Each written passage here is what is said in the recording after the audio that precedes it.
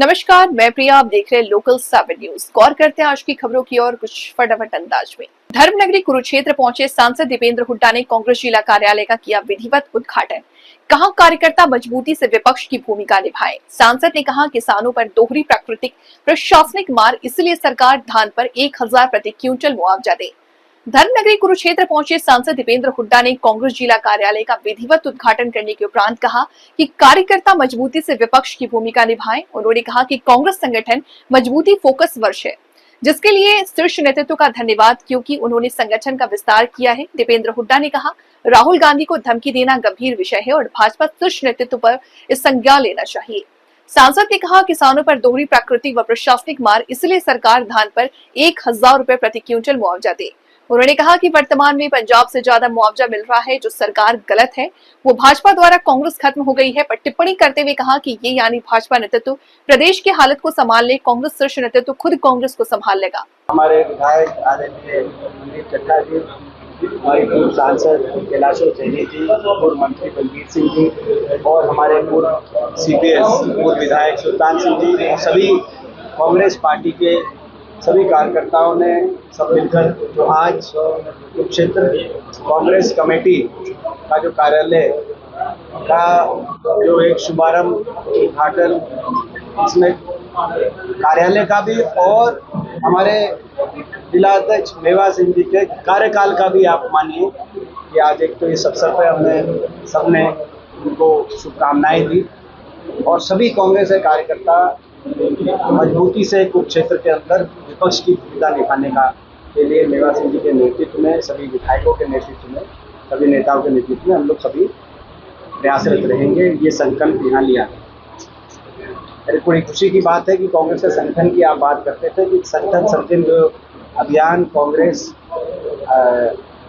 के हमारे पूर्व अध्यक्ष और हमारे नेता राहुल गांधी जी की एक सोच थी और कांग्रेस अध्यक्ष ने उस बात को आगे बढ़ाते हुए कांग्रेस कार्य समिति में मैं भी एक सदस्य हूँ, वहाँ पे इस बात को इसकी चर्चा हुई और कहा और ये निर्णय लिया गया कि पूरे देश में संगठन की मजबूती के लिए ये वर्ष फोकस वर्ष बनाए के रूप में दिया जाएगा और उसको प्रक्रिया को आगे बढ़ाते हुए हरियाणा तीसरे नंबर पर हरियाणा प्रदेश के अंदर ये जिला अध्यक्षों की कांग्रेस ने अपने संगठन को मजबूत करने के लिए ये कार्य किया है। हम कांग्रेस शीर्ष नेतृत्व का आभार व्यक्त करते हैं मेवा सिंह जी की नियुक्ति के लिए भी और पूरे प्रदेश में जो कांग्रेस के संगठन का विस्तार हुआ उसके लिए भी हम बहुत नियुक्ति करते हैं। राहुल जी की, खड़गे जी के, सभी कांग्रेस शीर्ष नेतृत्व। राहुल जी को गोली मारने की धमकी दी है, कार्यकर्ता ने उसके बारे में क्या कहेंगे? केशव वेणुगोपाल ने कहा है कि बकायदा और मनीष को पत्र भी लिखा है छोड़ते हुए। अगर इस तरह की कोई बात है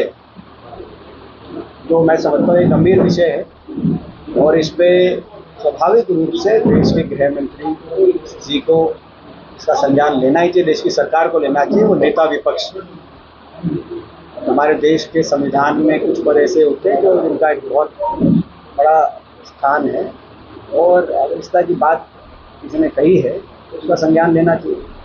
बाकी संगठन कब तक बन जाएगा? प्रक्रिया चल रही है और उम्मीद है कि जल्दी ही जो संगठन है उसका विस्तारीकरण और भी आगे बढ़ाया जाए। टीम इंडिया जीती है सर, उसको कहते हैं टीम इंडिया जीती है क्रिकेट में, विश्व कप में।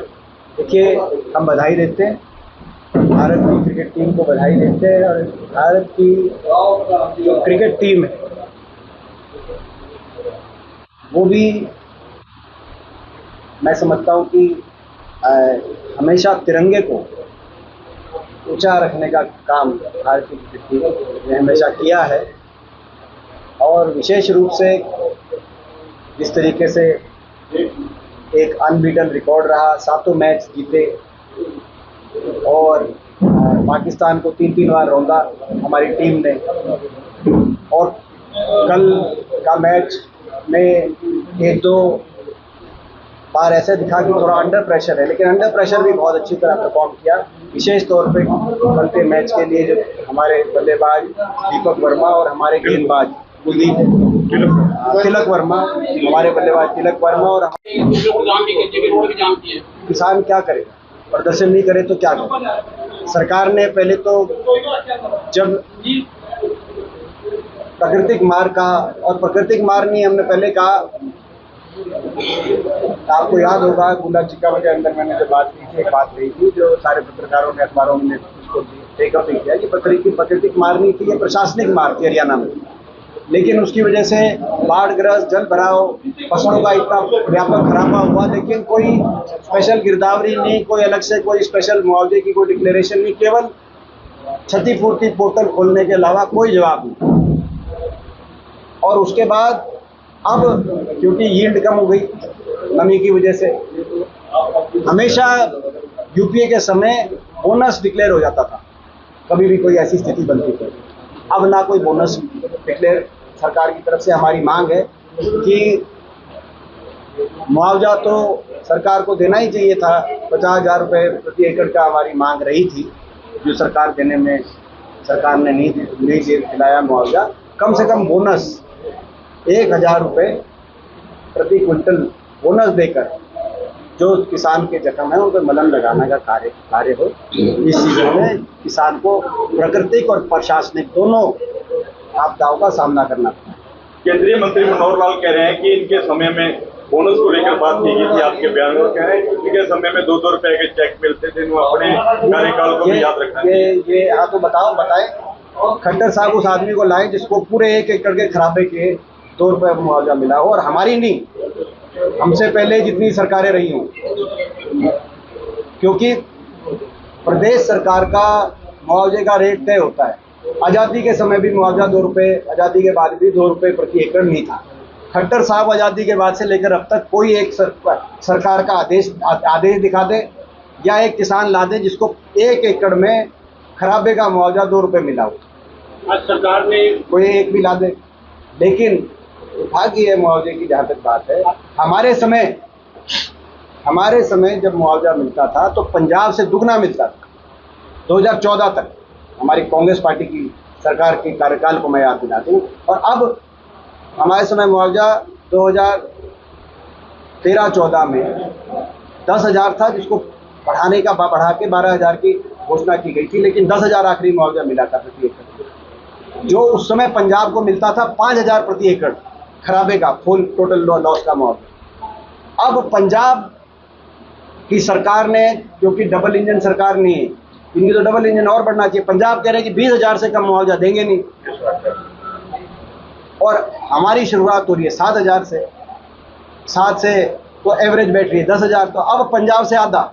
खट्टर साहब ये बताएं उस समय सरकार का प्रति एकड़ मुआवजा कितना था और आज कितना है प्रति एकड़ मुआवजा, और उस आदमी को खड़ा करें प्रदेश में जिसको 1 एकड़ में 2 रुपये मिला था, 1 एकड़ का पूरा मुआवजा 2 एकड़, और अभी से नहीं, आज़ादी से लेकर अब तक।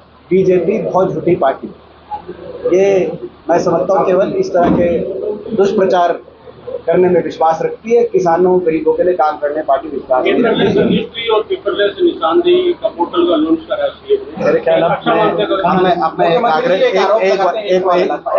आग्रह करूंगा कि आदरणीय अरोड़ा साहब भाई, आज का हमारी प्रेस आप